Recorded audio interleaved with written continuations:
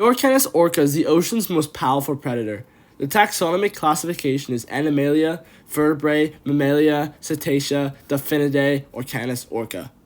Weighing in at around 4,000 kilograms and almost the length of a school bus, the orca is found in oceans throughout the world, hunting in deadly pods. The orca's diet includes fish, seals, dolphins, sharks, whales, rays, octopuses, and squids. Orcas have been known to grab seals and penguins right off the ice, where it squeezes the body out like toothpaste, or may take them out of the sea alive, where it plays with them almost triumphantly. Recent evidence of sexual selection shows a male, with the help of his mother, taking an unrelated newborn orca underwater to drown it with the hopes of sometime in the future mating with its mother. The male's own mother was blocking the calf's mother, preventing it from rescuing the newborn, thus ensuring her lineage was passed on. Scientists were not surprised by this level of planning and communication because orcas are exceptionally clever species. The story of orca evolution is understood from fossil records and is one of adaptation from land to sea. Discovered in 2001 were hundreds of fossilized bones of fox-sized mammals. The Indo-Hyas biogeography is limited as they are only known from Pakistan and Western India, which at the time had a warm climate, and approximately between 55 and 45 million years ago. The Indo-Hyas, an even-toed ungulate, is known to be the closest known fossil relatives of whales. There are key similarities between whales and Indo-Hyases, like the homologous structures of the skull and ear, which show that part of its skeleton had been thickened through osteosclerosis. The narrow cavity of the Indo-Hyas bones is small, making the bones heavy.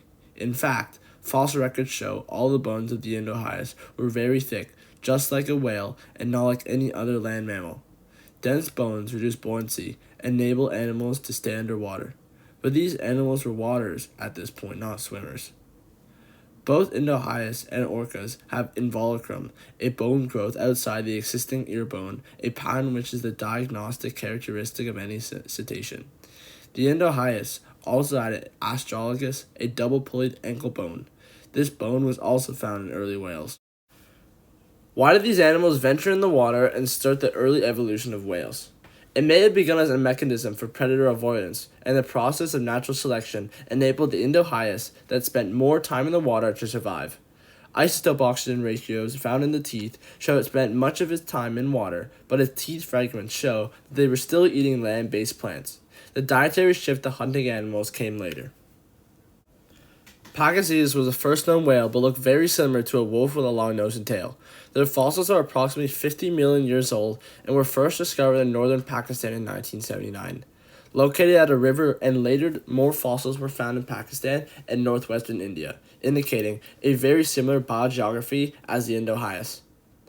Both Indo-Hyas and Pachycetus have aquatic adaptations, wading and walking in freshwater streams. However, they lived in very different ways. Pachycetus' mouths were full of sharp teeth, worn in a way that suggests a fish diet. Their long skulls, particularly in inner ear region, had also been thickened through osteosclerosis, strongly resembling those of orcas. Just like the Indo-Hyas, limb bones of Pachycetus are dense. The skull shows that the orbits of these cetaceans were located close together on top of the skull, an adaptation that is common in aquatic animals and allowing Pachycetus to see above water even when submerged. Pachycetus also have involucrum, a thick layer of bone over its ears, and an astragalus ankle bone structure. The transition from Indo-Hyas to Pachycetus included skull structure and food processing adaptations, were as a result of spending longer periods in the water as a semi-aquatic powered swimmer. It is suspected that they waded near lakes, waiting for animals to come and drink. If whale ancestors were increasingly going into water for food, like plants or shellfish on the bottom, then heavier bones and a heritable trait might be selected for as the individual will expend less effort to reach a potentially rich food source. The nutritional advantage might then have been translated into a natural selection reproductive one. The Pachycetus became extinct around 48 million years ago and is one of the earliest fossils to be recovered from a period following the Cetacea divergence event, an event that produced a population of remarkably diverse species. The taxonomy indicates it as a Cetae order, being the first cetacean. Next came the Amblyocetus, which actually looked like it lived a more aquatic lifestyle, and it was a much better swimmer. Their 49 million year old fossils were recovered again in North Pakistan and northwestern India, the same biogeography as earlier whale ancestors. and were taken from sediments that probably comprised an ancient estuary. Its aquatic lifestyle is supported by the isotopes of oxygen and presence of osteosclerosis in its bones, and it had the hallmark ear bone of whales today. Pachycetus' poor swimming skills had made it vulnerable, and perhaps through random mutations passed on through natural selection, this new whale ancestor was better adapted to water. Amblyocetus is much larger at 10 to 12 feet than any pachycetid, roughly the size of a large male sea lion, and may have looked and hunted like a crocodile. Its back legs shortened and became like flippers. Its tail became flatter and more muscular, and its body became more streamlined, with front feet that were enlarged like paddles. The eyes were placed high on its head and partially looked upwards. If the Amblyocetus walked on the bottom of rivers and lakes, then the upward-facing eyes could help it locate prey swimming above. One major homologous structure is the whale fin. Its bones line up with the comparative bones in other mammals. This is evidence that whales, as mammals, share a common ancestor with other mammals. Another example of a homologous structure in whales is their inner ear bone, which are fused together, helping underwater hearing. The lower jaw of the Amblyocetus had a very large cavity containing fat. Pachycetus do not have this, which channeled sound to the ear as an adaptation, enabling it to spend more time in the water.